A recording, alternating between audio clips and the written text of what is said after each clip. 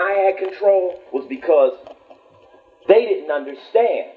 And I was so early in rap, I mean, I don't know how many of y'all know, but when I came out, it was only Beastie Boys, Run DMC, Public Enemy, and LL Cool J. There was no rappers. So, well, it was very, KRS-One had just came out, but on majors. And Warner just got this attitude, if it ain't broke, don't fix it. Now the scary thing about hip-hop is they think they know. They think they know how to make rap records.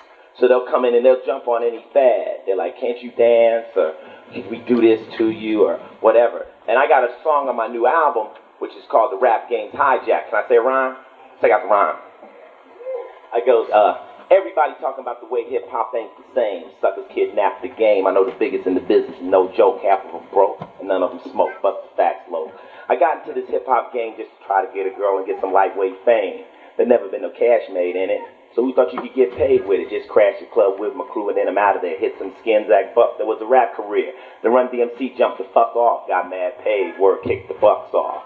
There wasn't many rappers out there rocking the streets when hip-hop was just cuts and beats. I seen Wild Style, Thug the Scene. I want to be an MC, rock on, know what I mean? I started crashing rap contests, shooting hardcore rhymes through whack MC's chest. I signed on the lines of a whack contract, didn't even read it.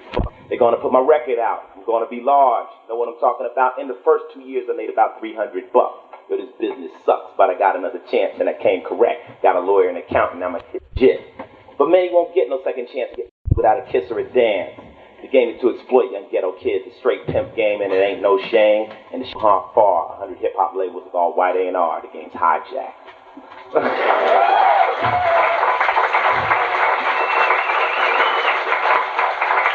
That's just part of it. It gets worse. But, yeah, it's gone, man, and it's really hard. And, I mean, I'm just trying to let people know now that the rap business is set up, and music business, basically, it's not set up for the artist. It's a pimp game, and it just works. The record label makes almost $8 to your 30 cents or 60 or 80 cents, and it's real hard to get paid. The only reason I ended up with anything is because I've done it for a long time and been around for 10 years. It's really rough, and I see too many so-called stars end up broke. Lady right there. Yeah. You know what? I like to really commend the lady on what she's saying, because this is a real serious problem with being black, is that we refuse to give props to what we've done until almost it's embraced by the white community. And so if you take somebody like Tracy Chapman, and she like, blam, you know, she blows up, and then we like, oh, that's our sister. Or if you go to a reggae club, it's like all white people. We go to one of them Sunsplashes, and that's a problem we have. I mean, people will tell me black movies, right? To me, Lethal Weapon was a black movie. You know, Danny Glover was in it, was the whole family. So we kind of are so twisted that we can't really give ourselves props. And as far as the Latino community, I'm hoping that a lot of the moves that the black people done in America are mirrored by you, and step right in there with us and do the same thing, because a day is going to come where everybody's going to get their fair shake, and it's going to be a time where you're going to see everything correct, hopefully, if our kids handle the business. So I'm with that. I'm not with all that old negative stuff. You know, I'm like, there's so much positive, and that's what the media will do. They'll find one little thing negative in somebody and say, let's revolve ice around the use of a word called bitch, and let's make him the enemy. And it's like, it's not, why won't we go after Stephen King? All right? What are the movies he makes about? He's he's a literary genius. Does he degrade his community? He talks about killing and murders, and it's cool, because that's art. So what I'm doing ain't art, right? I have no artistic limit. I have all these limits around me, because, you know, so I mean, there's times when I will make just a negative record, just to flex my wings. If I want to make a negative record with a bad guy, I will do that. Because I'm an artist, and I have that right. So I'm not going to let them pigeonhole me into this thing where if it's not totally positive, then it's not good. What kind of shit is that? That's another trick bag, you know? So I'm going to do what I want to do, and if I want to do a horror movie, I'm going to do it, you see? Because everybody else can do it. See? So you can't get caught in that thing. True. She wasn't saying be satisfied. She was just saying be happy and let's move on that. But but let me tell you something, my brother. Let me tell you something, brother. What she's saying is we got to give props to when we win because there's enough people that are out there trying to knock down everything we do. So we have to jump on the more positive side. Right now, it's the gangster rap thing. So what they'll do is they'll turn around and get black people to fight about it and stand back and watch us fight over one thing. I'm gonna tell you, rap as a whole has given more money and hope to kids in the ghetto since basketball. Nothing has ever gave these kids hope, and you've seen all these kids. So shit they're trying to say about it. This is a chance for kids to get up out of there. Man, it saved my life. You don't understand that. It's saving people's lives. And, oh, well, I think that's wrong. Yo, man, we're doing something, and we got to be down with it. Criticism is so easy to do, man. Let me tell you, we can all sit on the side of the NBA and watch these basketball players play, but none of us can fill the bench of the worst team, the last guy on the bench. So we can't play, but we got so much shit to say about anybody. We should start trying to do things, be something. I always ask critics, have you ever done anything? Have you ever done anything? No, you ain't never done nothing. Criticism is such a nice soft chair. I don't like that. I like that. They ain't shit, Clarence Thomas. At least Clarence Thomas, whatever he's done, he's a fucking lawyer and he's made it someplace. And let's not start, man, let me tell you, homie, we got enough people that want to take us down. We got to get some solidarity. Oh, applaud me for being a brother that came from nothing to something, man. That's the image. That's the role model. But we don't. Okay, I hear you. Let's move on. I hear exactly what you're saying, brother. But that's, I think, what I said about in his film. We have to show our negatives, too. We can't just show our positives. And check each other. We got to work it out. What's up? I hear you. Well, I'm going to tell you this how I feel about it. As far as racism goes, like in the book, what I say is racism is I got my real quick racism check is which when I say if you have a problem with somebody being sexually connected with somebody in your family, if you say if you're Latino, if you had a problem with a white man, or if you had a problem with an Asian person marrying your sister or your mother or brother, anybody in here, if you got a problem with that, then you're racist. Because racism is something that spurs from, you don't even know these people. You just don't like the color. And sexism and the war of the sexes is just something that's gonna, I don't know how it's gonna ever thing, because I really believe God put us on earth to kind of like do this thing where women do this and men do this. And it's kind of like called love, It's you say this and you say that. I mean, if men and women were the same, shit would be real boring. And I just think that it's just it's like a thing that's going to happen. I mean, because even if all of us were the same color, we'd still be two different sexes in this room. See? And there's always going to be a little this, that. And I don't know how you're going to totally eliminate it. I understand the theory of equality and all that, but the dance that men and women will do, I think maybe possibly racism might be able to be declined, but we're going to dance together. We're going to trip. And I'm going to say I'm going to go out, and you're going to say, how can you go out if I can't go out? And it's just, well, I'm a man and you're a woman, and we're going to do this dance. And it's just, but I'm going to tell you right now, in 94, women are causing some shit. And, I mean, I'm like, the 94 woman is real straight up because they're just being themselves, and I'm down with it. I love it. I love strong women. I mean, I totally believe women are going to run the world. I believe it because men are cowards. Huh?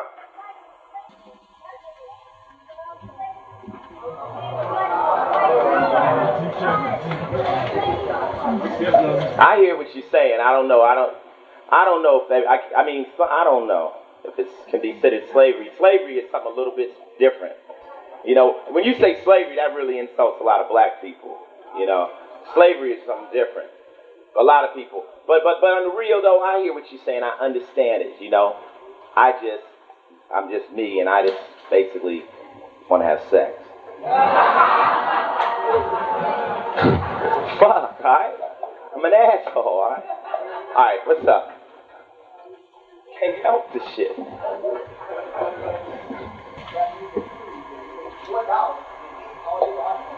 Another real problem that's going on too is that, rap is under such a highly focused microscope about everything it is. If you guys were doing Motley Crue here, you wouldn't be talking about sexism to them guys. You'd be asking about where you're touring, what kind of instruments she used. You don't ask them questions. You put a rapper on TV, it's like all this political shit. It's like, we rap. I mean, you know what I'm saying? We're this people. I'm just a dude off the streets. So I think there's a point where it gets to the point where you guys, it's over-intellectualized, I think you've taken it a little farther than what it is. Sometimes we make records that are message-orientated, and sometimes they're just bullshit. They're just bullshit like any other. I want to rock and roll all night. It's rock and roll. The sooner y'all figure that out, the better y'all will be. This is rock and roll. Rap is rock and roll. It's the same shit. It's just not guitars. But when we started rock and roll, black people started it. We did it with pianos. And white people said, oh, we got to stop it. Why? Not because of the music, all this bullshit. I'm going to tell you the truth. It has nothing to do with these words that are being exchanged. There is a serious fear of white people liking black people. There is a serious fear of you understanding me. There is an extremely serious fear of your little daughter taking down that New Kids on the Block poster and putting an Ice Cube poster over her princess bedroom set. There is an extremely deep-rooted fear about us getting along. So let's find all the other problems and make it look like we got something to fight about. It's just rock and roll, you know what I'm saying? And don't take it so serious. What's up?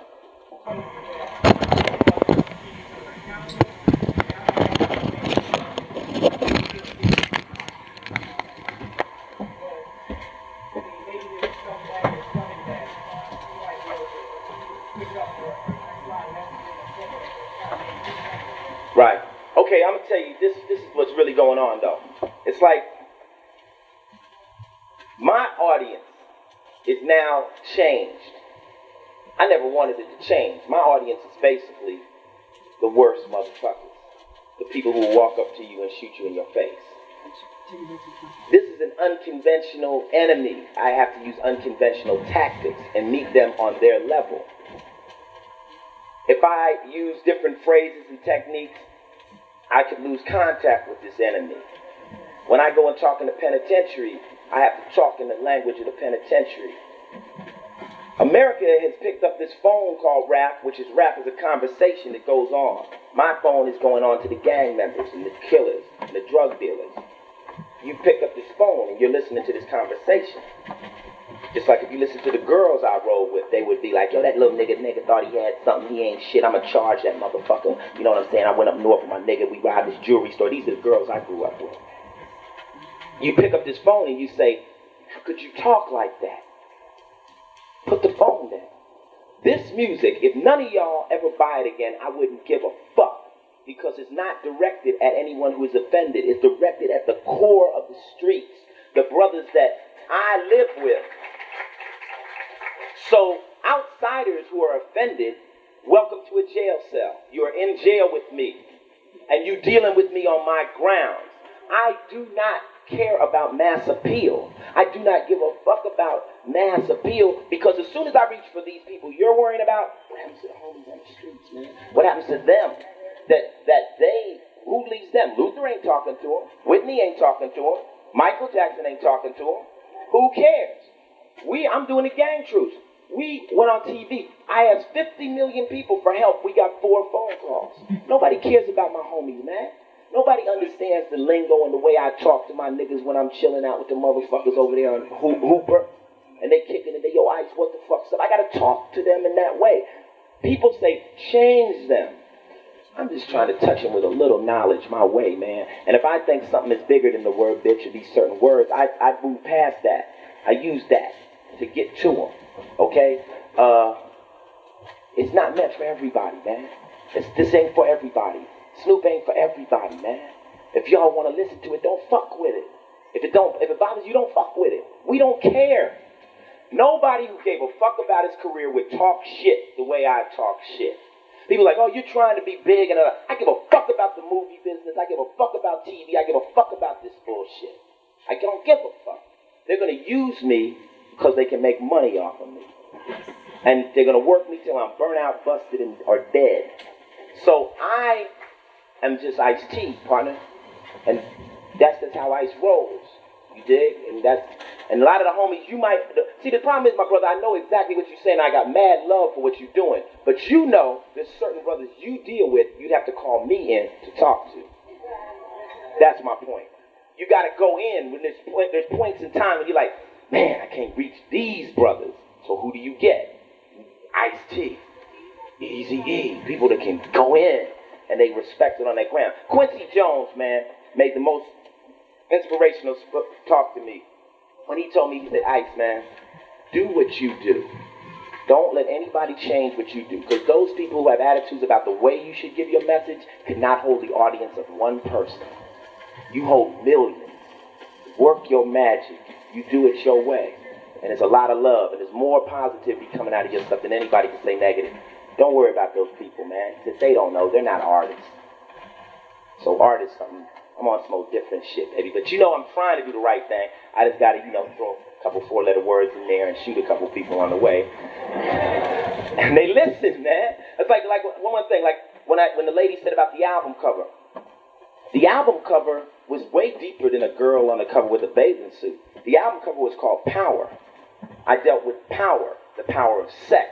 The strongest power in America. They use it in every ad, all that. The news use it tonight, bikini scandal. They hold it to the end to make all of us watch it because they know sex. All these ads, all this stuff, mufflers with girls in bikinis, they have nothing to do with mufflers. Power of sex. The power of guns. You seen a girl with a gun. That year, Bush said, military power equals strength equals peace. That was his equation, a very deadly equation. That was your president. I said, let's show a gun. But what's the ultimate power? Turn the cover over, the power of deception. But we had the guns, right?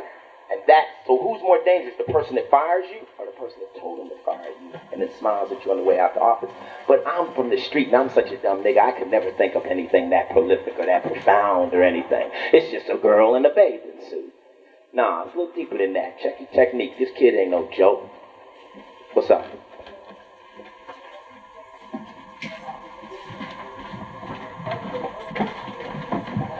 We pulled Cop Killer because, first off, I'm bigger than Cop Killer, man. I had done 100 records, man. And they was getting ready to pigeonhole me into this one Ice-T is the Cop Killer. First, that was one reason. I said, come on. Secondly, it was taking time on the news of real news. Bush is saying my name. I'm sitting home like, fuck, we're playing Sega. I'm like, I don't know no thermonuclear bomb. What are you telling me? I'm not in Kuwait or some shit. What's going on? So I thought it was stupid.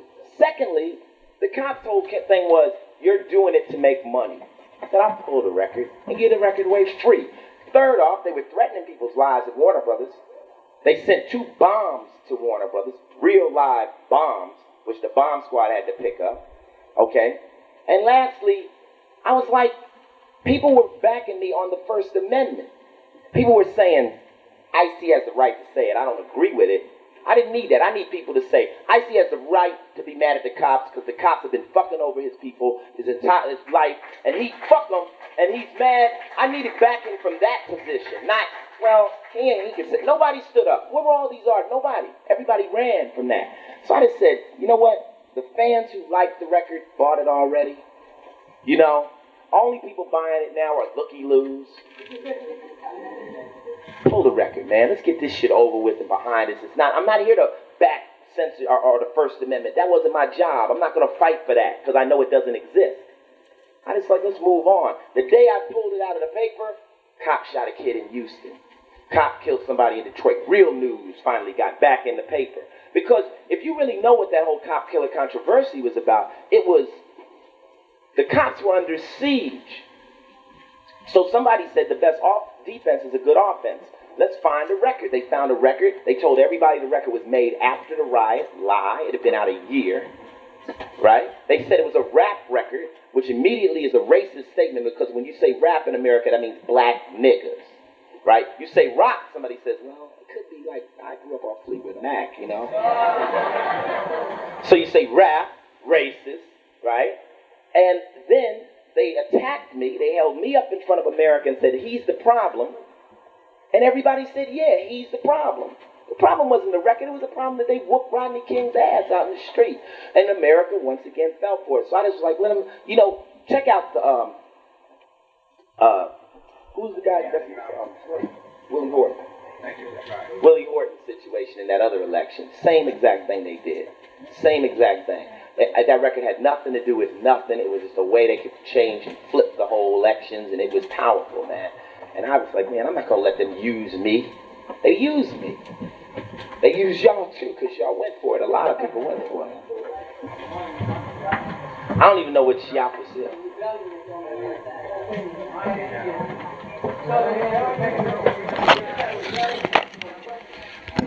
See, everybody thinks I'm supposed to know everything. I don't know everything, right?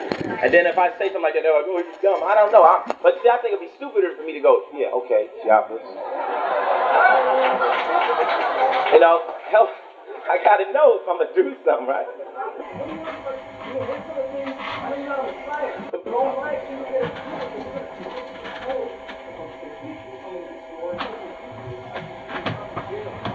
All right, well, thank you. The simple fact that people are here, right, means that these people care about something.